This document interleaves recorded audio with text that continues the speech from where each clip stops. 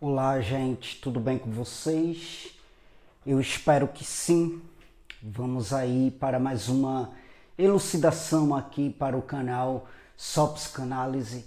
Na verdade, não é nenhuma elucidação teórica, mas há de ser de fato um diálogo com vocês sobre uma premissa, sobre uma questão que eu considero de suma importância.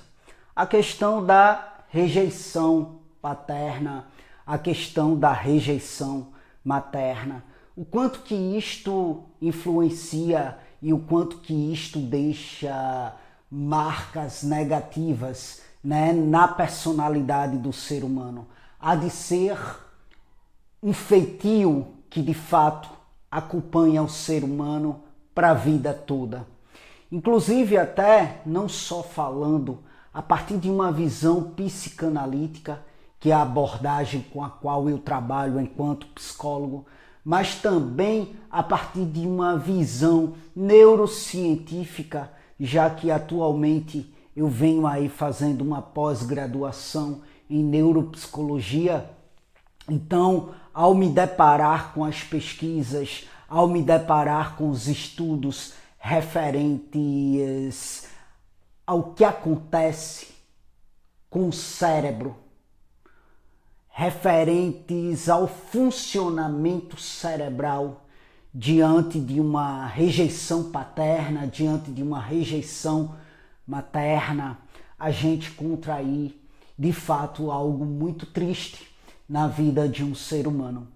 As mesmas partes do cérebro que são ativadas quando as pessoas se sentem rejeitadas são as mesmas partes que são ativadas quando o ser humano sente uma dor física. Então, daí você tem uma noção da tamanha dor que é um ser humano sofrer uma rejeição e, sobretudo, no que diz respeito a uma rejeição paterna ou materna, que é o primeiro modelo de amor que a gente vivencia, que o ser humano vivencia. O primeiro modelo de amor vivenciado pelo ser humano há de ser no relacionamento com o pai e com a mãe. Então, imagina você, esse ser humano, se desenvolver, né? E em algum momento da sua vida entender que fora rejeitado por um pai, que fora rejeitado por uma mãe, né?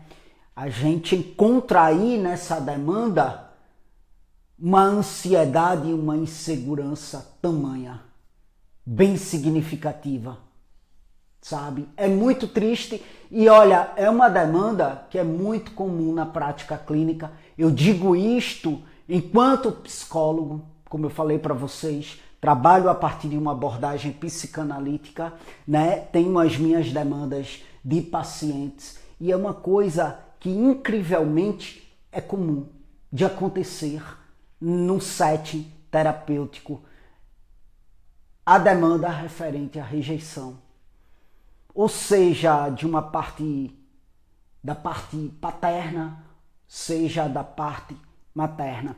E quando eu falo dessa rejeição, gente, não é só do ato literal do pai ou da mãe ir embora, sabe? Muitas vezes o pai ou a mãe está presente na vida dessa pessoa, mas não existe aproximação afetiva, não existe aproximação sentimental. É uma aproximação superficial, apenas física mesmo, mas não existe afeto, não existe amor, não existe trocas, né, que deveriam existir entre um pai e um filho ou entre uma mãe e um filho, sabe?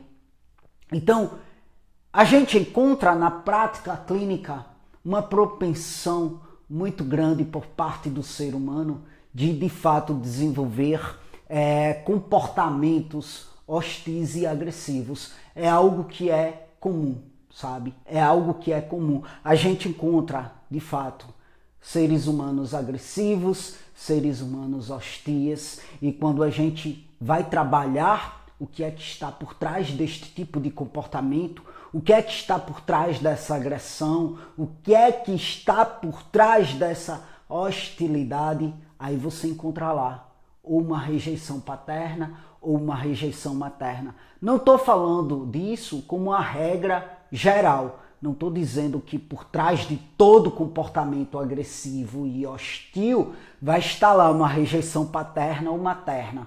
Nem também estou querendo dizer com isso que todo ser humano que sofreu uma rejeição paterna ou materna terá aí um comportamento hostil e agressivo. Até porque, como eu falei para vocês, na prática clínica é uma demanda comum. E obviamente que não há de ser todos os seres humanos que apresentam este comportamento hostil, este comportamento agressivo. Mas se encontra e por trás disso está a rejeição paterna ou a rejeição materna. E este comportamento hostil, este comportamento agressivo, nada mais é do que defesas mesmo. Meu pai ou minha mãe não me amou, né? Então, como que eu vou me abrir para ser amado? Sabe? Se eu me abrir para ser amado, eu posso sofrer uma frustração tanto quanto foi a frustração de não ter sido amado pelo meu pai ou pela minha mãe. Então, para que eu vou me abrir para isso? E aí, de fato, geralmente a pessoa demanda de uma hostilidade, demanda de uma agressividade, sabe? Justamente em defesa mesmo. Uma hostilidade, uma agressividade contra aquele que queira se aproximar de modo mais afetuoso, de modo mais amoroso, de modo mais carinhoso, entende? Mas, de novo, não é algo que é uma regra geral. Eu estou dizendo que certos seres humanos, diante da rejeição paterna ou materna, vai apresentar o comportamento hostil, o comportamento agressivo, né? São seres humanos que terão aí uma dificuldade muito grande no que diz respeito a desenvolver vínculos, no que diz respeito ao desenvolvimento de vínculos mesmo, né? Por quê? Porque sentirão dificuldades de fato em estabelecer relações mais seguras, relações de confiança. Por quê? Porque o primeiro modelo de amor, de atenção, de confiança, de segurança, não demandou desse tipo de feitio. E se o primeiro modelo de amor não demandou desse feitio, como que o ser humano vai encontrar isto aí em outros modelos de amores, né? E aí eu não estou dizendo que outros modelos de amores não irão desenvolver com este devido ser humano o vínculo de confiança, o vínculo de segurança, o vínculo afetuoso. Mas no inconsciente deste ser humano, que fora rejeitado pelo pai ou pela mãe, isto há de ser uma premissa que é impossível, né? Que é impossível, porque o inconsciente desse ser humano vai falar para ele, vai pensar nele, olha, cuidado com essa relação. O teu primeiro modelo de amor foi um caos, foi uma frustração, não demandou de um vínculo de afetividade, de confiança, de segurança. Não é essa outra pessoa aí que vai demandar, não.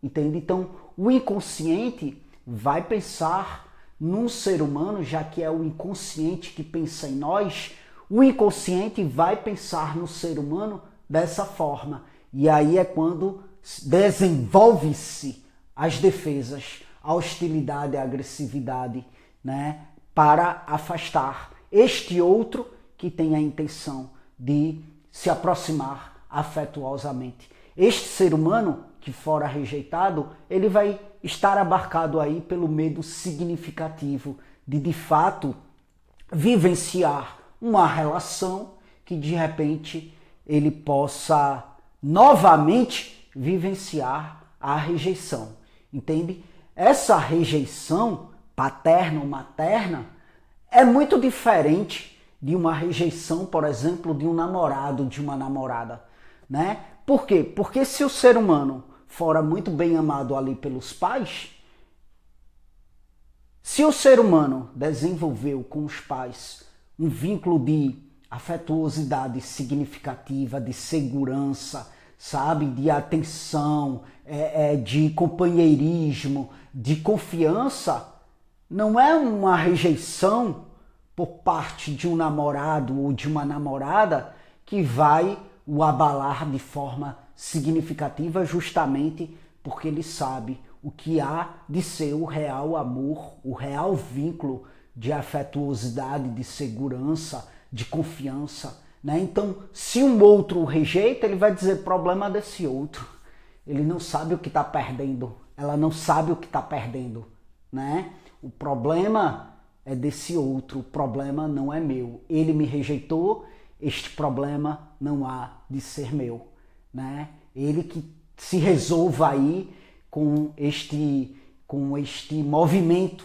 Se eu não fui abusivo, né? Se eu fui uma pessoa coerente com tal, se não houve motivos para essa rejeição, eu não vou sofrer com isso. Problema da pessoa, né? A pessoa não sabe o que está perdendo. Então, o ser humano ele vai ter essa segurança. O ser humano ele vai ter essa confiança, né? O ser humano vai ter aí essa autoestima, esse poder pessoal significativo para poder compreender que, devido à rejeição, não é sobre ele, é sobre o outro, sabe? Mas quando se trata do primeiro modelo de relação, aí fica mais difícil. Isto fica ali, internalizado na estrutura emocional deste ser humano, seja de modo consciente, seja de modo inconsciente, né? A forma como o pai e a mãe olhou para esse ser humano, a forma como o pai ou a mãe amou este ser humano, a forma como o pai ou a mãe elogiou este ser humano, a forma como o pai ou a mãe rejeitou este ser humano, tudo isto aí são aspectos, né, que ficam ali, internalizados na estrutura emocional deste ser humano, né? E estes aspectos serão os mesmos a serem reconhecidos e acolhidos e buscados no mundo pelo ser humano. Se este ser humano, sobretudo ali na fase, no momento da vivência, da experienciação do narcisismo primário, foi olhado com amor, com carinho, com atenção, foi elogiado por este pai, por esta mãe, ele tende a buscar este modelo de amor no mundo. Ele não vai aceitar qualquer coisa. Ele não vai se submeter a qualquer coisa, né? Mas se este ser humano for rejeitado ali, ou ele vai ser, como eu falei, um ser humano agressivo, hostil, vai ter muita dificuldade de desenvolver vínculos, né? Porque vai ter muito medo de sofrer a rejeição, ou este ser humano vai se submeter às atrocidades aí. Porque o que é que acontece? Qual é o outro lado da situação? Ele pode vir a buscar neste outro o amor, a atenção, o respeito, o cuidado, né, que o pai ou a mãe não teve. E aí, buscando isto, desesperadamente, traumaticamente, ele pode se submeter às mais diversas atrocidades. E aí pode se relacionar com uma pessoa que venha a ser abusiva, que venha a o rejeitar, e ele vai ficar ali atrás se humilhando, querendo, na tentativa de realmente resgatar o amor do pai ou da mãe que não fora possível na vida dele, né? Pai ou mãe ausente, distante, né? De fato, demanda insegurança, de fato, demanda uma fragilidade significativa. Este ser humano ele vai ter muita dificuldade para se lançar na vida, para se lançar na grande aventura humana, que de fato há de ser, há de caminhar e fluir na vida com segurança, né?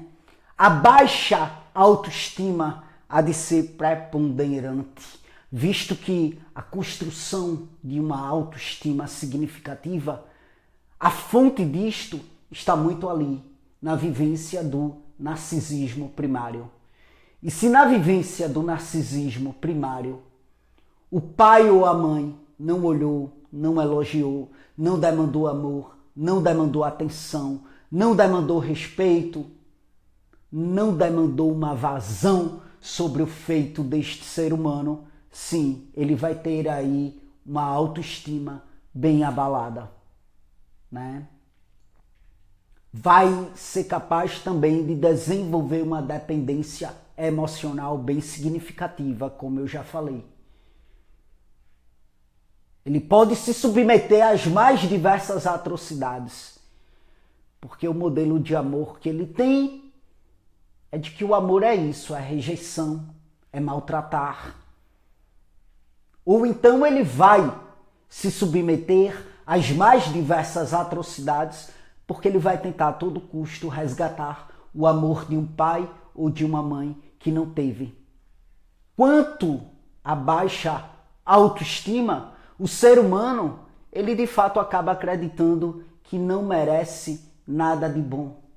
Eu não mereço. Se meu pai ou a minha mãe não me amou, não me olhou, não me respeitou, sabe? Não demandou de afeto, não demandou do básico para mim, é porque de fato eu não mereço isso de ninguém. E aí se submete a todo tipo de atrocidade e humilhação. Tá bom aqui, eu não mereço mesmo. Tá bom aqui, eu não mereço mesmo. Então me deixa aqui, nesta relação destrutiva, tóxica. É isto que eu mereço da vida. Se meu pai ou a minha mãe não me amou, né? Então, isso significa que de fato é sobre mim. Se meu pai ou minha mãe não foi capaz de me amar, isso significa que de fato é sobre mim. Então nenhum ser humano tem que me amar. Eu estou aqui nessa relação abusiva, tóxica, é isso que eu mereço. Eu não mereço da vida nada mais além disso. Porque se meu pai ou a minha mãe não me amou, né? Então, qual é o ser humano que tem que me amar? Entende? Então, a baixa autoestima vai provocar, e aí quando eu falo assim de modo tão literal, mas muitas vezes isso acontece, como eu já falei, no âmbito do inconsciente. E aí muitas vezes a gente julga uma pessoa que está ali vivenciando um relacionamento abusivo. Mas por que que fulano fica? Por que que fulano se submete a isso? Muitas vezes nem fulano sabe por que está se submetendo a isto. Está ali sofrendo, mas não consegue sair disso. É por conta dessa autossabotagem consciente provocada pela falta de amor, de atenção do pai ou da mãe. Então, este abandono paterno ou materno vai provocar, sim, uma forte lembrança de rejeição. E essa forte lembrança de rejeição, estando ela no consciente ou no inconsciente, vai marcar para sempre a forma de este ser humano olhar para o mundo, olhar para as pessoas, viver o mundo, viver as pessoas. E muitas vezes o ser humano que não aprende a lidar com esta dor, né, tendem a transmitir a própria vivência de abandono emocional para com os filhos. Ou seja, repete o que o pai ou a mãe fez com o seu si próprio, reflete, projeta, reproduz no filho. E aí, no próximo vídeo, eu tratando-se desse assunto, dessa temática, eu vou trazer para vocês um caso real que ilustra exatamente isto. Que ilustra exatamente este movimento de reprodução.